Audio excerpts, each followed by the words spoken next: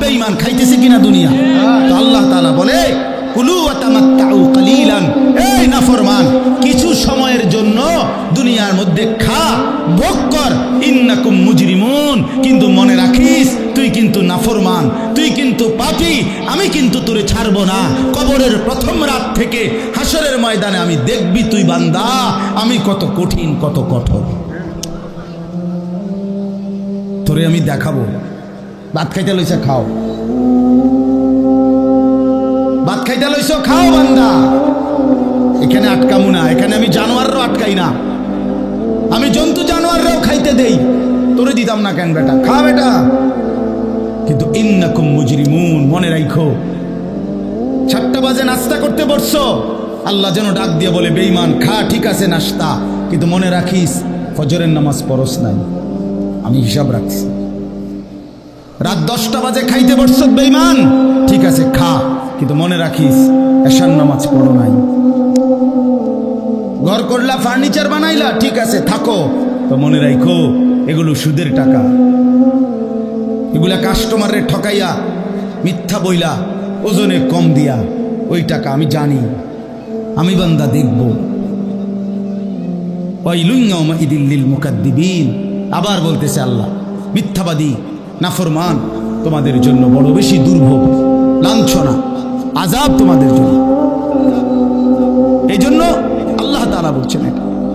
এরপরে আবার বলে দেখেন ওয়া ইযা কিলা লাহুমুর কাউ লা ইয়ারকাউন, এই ছেলেরা তোমরা সবাই শোনো, আল্লাহ তাআলা আবারও বলতেছে সমস্ত মিথ্যাবাদী নাফরমান তোমাদের জন্য হাসরের ময়দানে কেন লাঞ্ছনা হবে, এর প্রধান কারণ ওয়া ইযা কিলা লাহুমুর কাউ লা ইয়ারকাউন, যখনই বলা হতো নামাজ পড়তে, যখনই বলা হতো রুকু করতে, যখনই বলা হতো সেজদা দিতে, লা ইয়ারকাউন, আল্লাহ তাআলা বলেন সে রুকু করে না, সেজদা দেয় না, নামাজ পড়ে না, নামাজ পড়ে না। আল্লাহ বলেন আমি এতবার বললাম, একটা দিনে 5 বার মসজিদে আজান হলো, একটা মহল্লায় শুধু একটা মসজিদ না, এক এক ওয়াক্তে এক একজনের কানে কমপক্ষে 10টা মসজিদ থেকে আজানের আওয়াজ আসে, ঠিক কিনা বলেন? কিরে বান্দা এত শক্ত হইলি কেমনে বান্দা, আমার এত বড় আসমান ও জমিন দিয়া, এত বড় কায়নাত দিয়ে বান্দা আমি তোকে লালন পালন করলাম, বিনিময়ে তুমি একটা সেজদাও দিলা না। 365 দিনে খোদার একটা বছর কোনদিন ফজরের নামাজ পড়লা না, এ কেমন জিন্দেগি বাপ?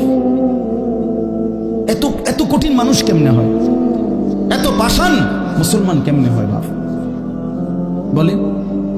আর কতগুলো কথা বললে বলেন। এই জন্য নওজোয়ান, আমার অনুরোধ রইল, নওজোয়ান নিজেরে বরবাদ করে দিও না বাপ, নিজেরে শেষ করে দিও না, নষ্ট করে দিও না, কষ্ট পাইবা বাপ।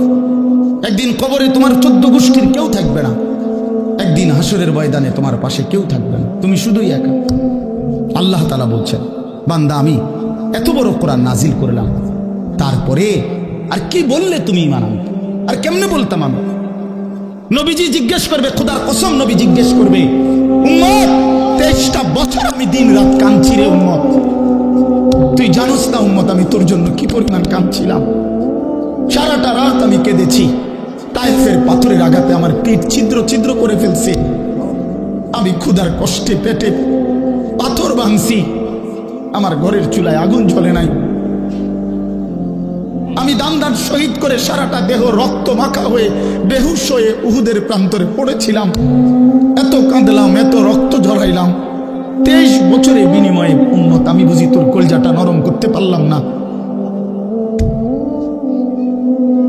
কি বলবেন ভাইয়া? এই ছেলেরা বাপ কি বলবা তোমরা বলো দোস্ত?